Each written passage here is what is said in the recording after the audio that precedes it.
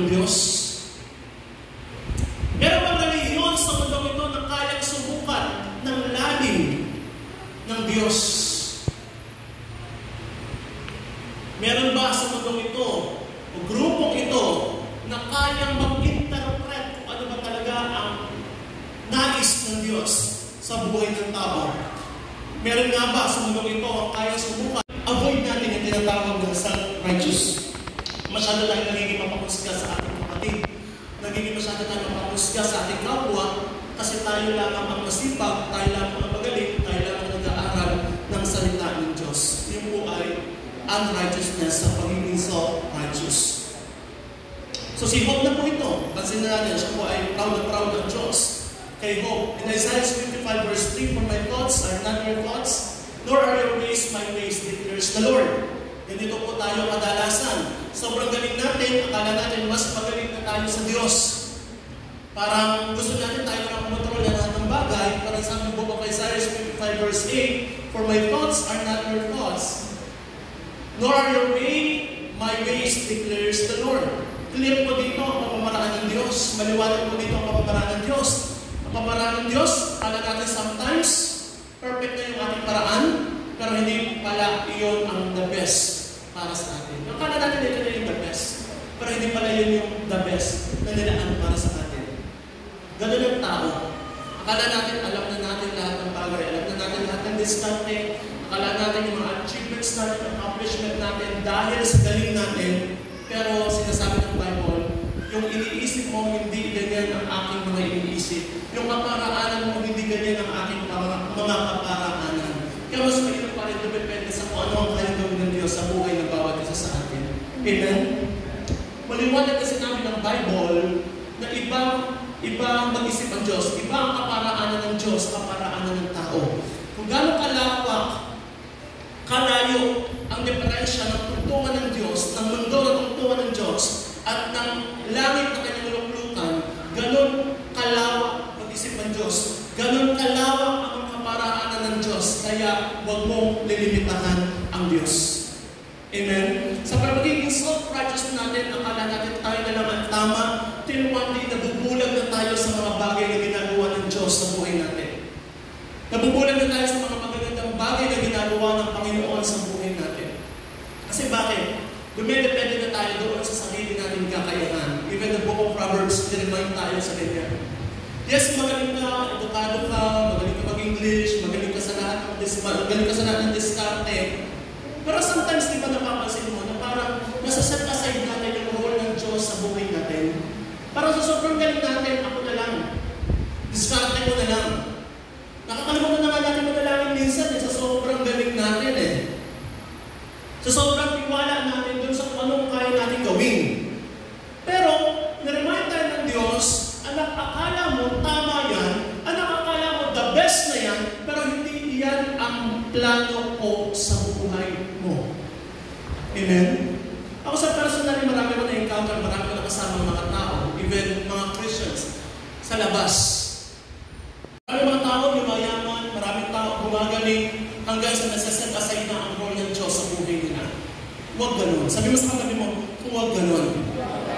Trust in the Lord with all your heart. Do not lean on your own understanding. Acknowledge Him in all your ways. Sabi ganyan. At ang conclusion yun, ang sabi ng Bible, pagtatagumpayin kayo ng Diyos. Amen? Kaya huwag kang magtaka kung pinagtatagumpay ng Diyos ng MPJ. Amen. Amen? Kasi lumalakad tayo sa righteousness at umaasa sa tayo sa bigay ng Diyos. Kaya nga sabi mo yan, your thoughts not my thoughts, your ways not my way, your plans not my plan. Iba ako mag-isip. Parang ano yung pag-iisip? Doon na ako sa paano mag-isip ng Diyos. Doon na ako sa paano magplano ng Diyos sa buhay natin. Amen? Kaya nga sometimes akala natin perfect na to, pero hindi naman pala ito yung perfect. Akala natin ito na yung the best na nilaan ng Diyos para sa atin. Kala lang natin, pero hindi pala yun yung kalooban ng Diyos para sa atin. Kaya sometimes mapapansin mo, marami mga Christian nagkakaroon ng struggle sa buhay, marami mga pananampalataya hindi makaahon-ahon sa kahirapan. Bakit? Dahil hindi nila pinapriority ang kingdom and righteousness of God.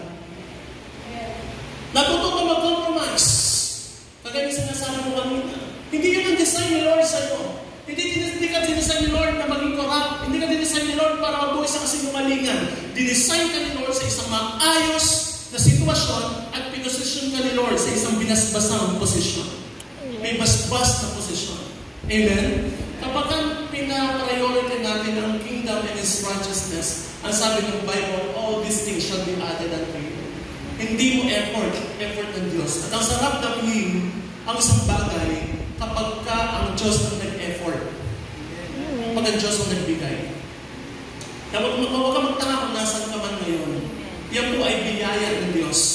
Huwag ka magtaka kung sino ngayon ang mga taong kasama mo.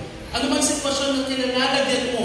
Biyaya po yan ng Diyos. Sa kabila ng mga katigasan ng ating ulo, praise God, mabiyaya ang Diyos, dinadala ka pa rin ng Diyos sa tamang posisyon at binibigyan ka ni Lord ng mga tamang tao. Amen. Mga tao hindi manguhusga sa iyo. Amen. Mga tao hindi self-righteous. Hindi mga tao self-centered, kundi Christ-centered. Kung paano ka nagkamali, ganun din ako nagkamali, ganun tayo nagkamali, ganun tayo tinanggap ng Diyos, kaya ganun din natin tanggapin ang mga taong nagkakamali sa paligid natin. Biyaya ang tawag doon. Amen? Yung bang hindi porket ikaw pastor, hindi porket ikaw leader, hindi porket ikaw nananalangin, hindi porket ikaw nag-fasting, itong taong napag-iwanan ay nakalimutan na ng Diyos. Si Kristo pumarito sa lupa para abutin ang mga nawawala. Hanapin ang nawawala. Pumarito para sa mga makasalanan at hindi para sa matuwid. Maliwanag na sinabi ng Bible. Sino ka? Sabi ni Pablo nga sa Book of Romans. Sino ka para husgahan yung kapwa? Sino ka para husgahan ang isang taong nagkamali? Samantalang si Kristo pumarito hindi para sa matuwid na kagaya mo. Hindi para sa mga self-righteous. Pumarito si Kristo para sa mga makasalanan. Amen? Kaya ano man yung background mo, ano man yung kinatayuan mo, binuranan ng Diyos yan at binibigyan ka ng Diyos ng panibagong pagkakataon. Ganon mag-isip ang Diyos. Amen? Kaya yung second chance, third chance, walang mga chances pa na binibigay ng Diyos sa atin. Ang tawag po dyan, biyaya ng Panginoon. Amen? Mas mainam yung mga bagay na wala sa Diyos. 2 Peter chapter 3 verse 8, promotion. Ang buwan nito nagkakaroon ng separatism or self-righteousness. Meron mga causes of self-righteousness. Number 1, poor scholarship. Yan ang naging cause of self-righteousness, yung hindi made Christ sin for us on the cross. Jesus was treated as a sinner even though He was pure and holy. Even Jesus is pure and holy. Siya po ay tinuring na makasalanan. God made Christ sin for us. We are not righteous because of our sins. Dahil sa ating makasalanan, kaya hindi po tayo righteous sa mata ng Diyos. Para maging righteous tayo sa mata ng Diyos, inialay ng Diyos ang kanyang kaisa-isang anak na sa Jesus para tayo ay maging righteous. Sa 7 last word of Jesus, binanggit sa 7 last word niya, my God, bakit mo ako pinabayaan? Diyos ko, bakit mo ako pinabayaan? The very first time na sinabi ni Jesus sa Father na, God, my God. Diyos ko, bakit mo ako pinabayaan? Yes, spiritually, si Jesus ay pinabayaan ng Diyos Ama. Dahil kami na tinatawag ng divine exchange. Jesus is pure and holy. Lahat ng favor ng Diyos Ama na kay Jesus. Noong si Kristo nakabaliw sa krus ng Kalbaryo, pinabayaan siya ng Diyos dahil ang kasalanan ng sangkatauhan ay inako ni Kristo. Pinabayaan ng Diyos Ama si Jesus dahil sa kasalanan ng sangkatauhan.